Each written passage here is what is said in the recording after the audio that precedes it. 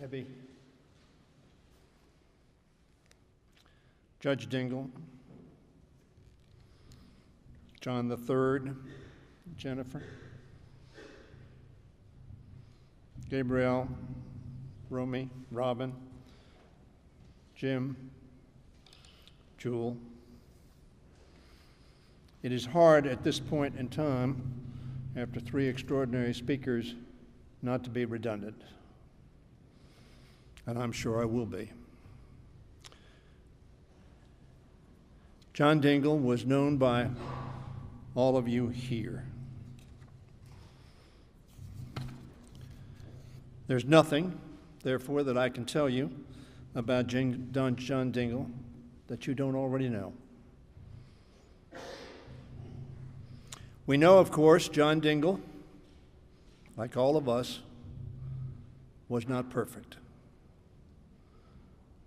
None of us are. But we know how very, very good he was. We know that is why he kept getting reelected to Congress more than any person in the history of our country. Elected to do the people's work in the people's house. And what an extraordinary record he achieved in the almost 60 years he served. John Dingell made a profound difference on behalf of millions of his fellow citizens and indeed people around the world. He was fair-minded, but as has been said, and all of you know, he was tough, very tough. Many have known his fierce and biting judgment. Many, too, will recall, as has been said, his gentle soul. He was intolerant of evil, intolerant of injustice, intolerant of malfeasance and incompetence, and made sure everyone knew it. At the same time, he was an advocate and fighter for tolerance. Jim Clyburn, you know that. Like all of you, I saw his great strength, his patriotism, and his extraordinary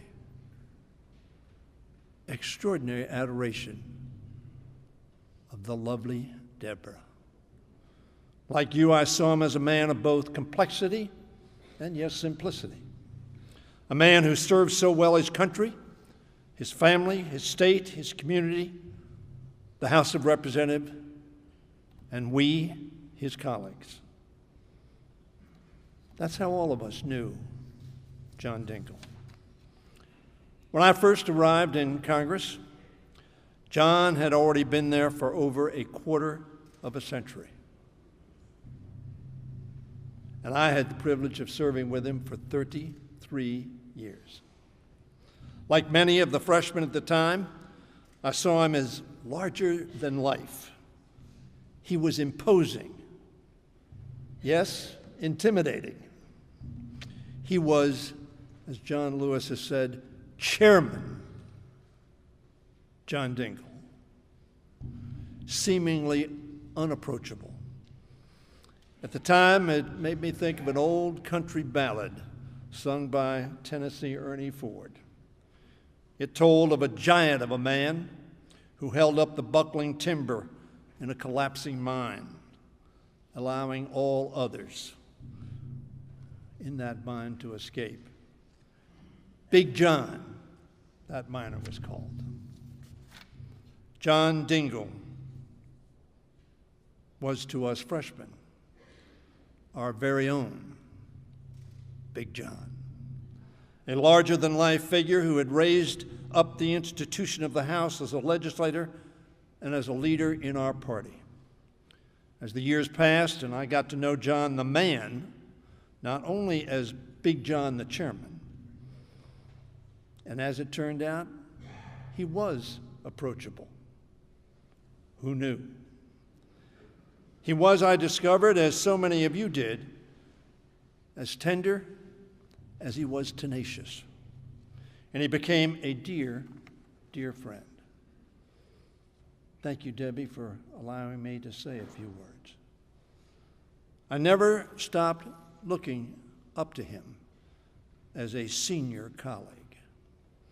Even as he became my dear friend, he continued to be Big John to all of us with whom he served.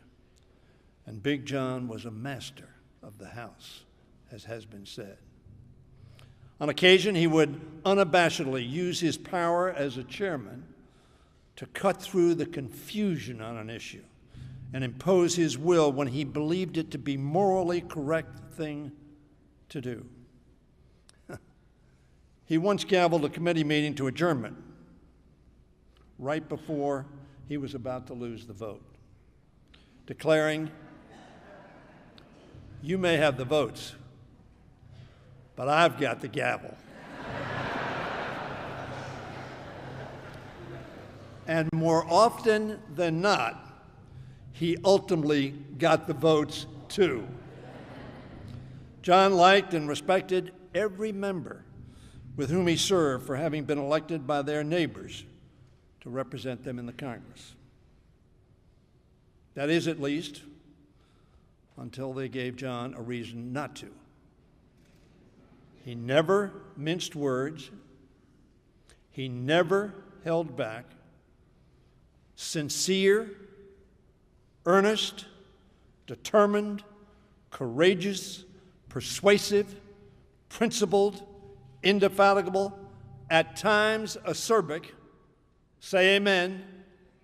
Amen.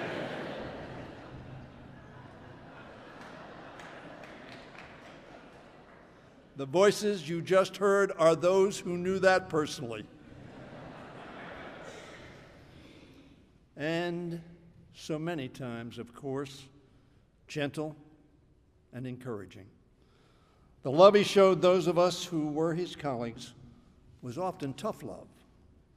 He loved us sometimes with soft words and sometimes with sharp elbows.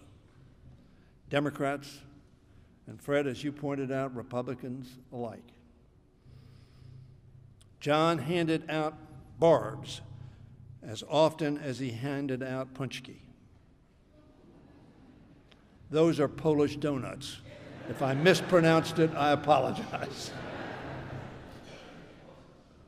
And how fortunate we were to have both. From the biting letters he wrote to his pointed questioning of witnesses, from his unyielding advocacy for legislation ahead of its time, to his tweets so undeniably of their time. Deep inside the man, we found an immeasurable determination to make the House of Representatives, his state of Michigan, and his beloved America a better place. He used his time in the office to do exactly that. John fundamentally understood what the House of Representatives can be when it's at its best. He saw it as an engine by which representatives can transform love of country into the tools of justice and security and opportunity for the people we serve. We all know the tools he helped fashion: health care reform, Medicare, the Clean Air Act, Safe Drinking Water Act, Endangered Species Act, civil rights, voting rights, support for all working families, and in particular, of course, Michigan's auto workers, whom he loved and who loved him. His respect and admiration for working people were manifested in his dedication to the men and women who build our cars and to the United States auto workers. He was their steadfast champion, and in doing so, championing the hopes and dreams of every working American. The list of legislation shaped by his hand stretches as long as his unrivaled tenure.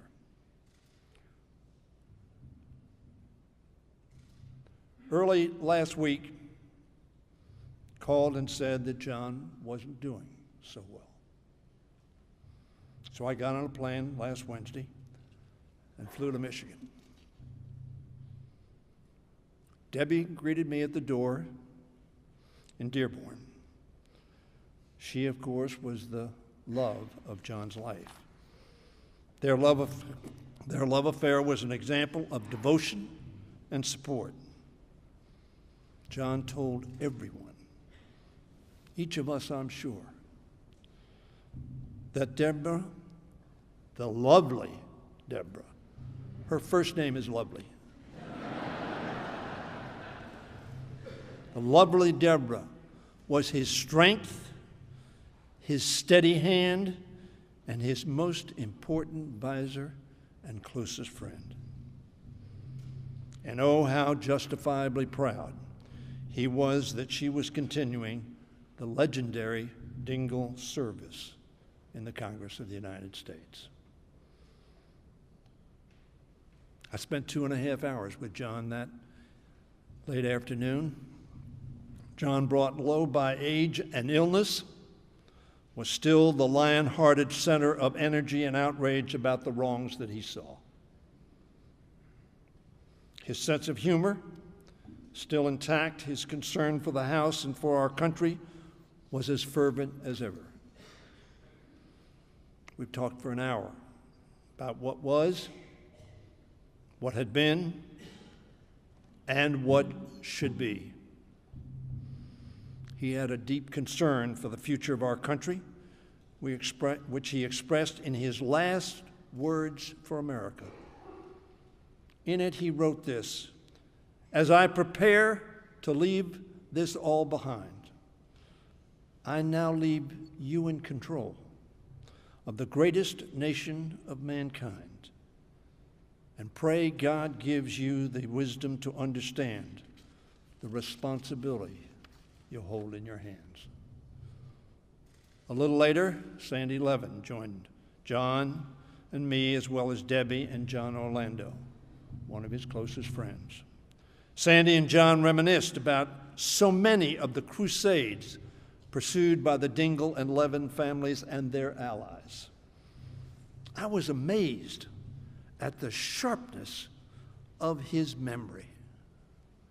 Sandy's brother, Senator Carl Levin, observed in 2005 that, and I quote, "The story of John Dingell is the story of the hopes and dreams of the American people of the last 50 years. And my church would say amen again. John Dingell indeed was a dreamer. And thankfully for us, he was also a doer. Before I left, I kissed him on the forehead and told him, "I love you, John." And I knew I spoke for all of his colleagues as well. He knew the end was nearing. I don't know that any of us knew it was 24 hours less. But even at the threshold of death, he was in command. He was concerned. He was ready for the next day, the next tweet, the next fight. As Debbie said, he was classic John Dingell. And that is how I will always remember him. Our dear and loyal friend, a great American, a great member of the House, and a very good and decent man. Godspeed, Big John.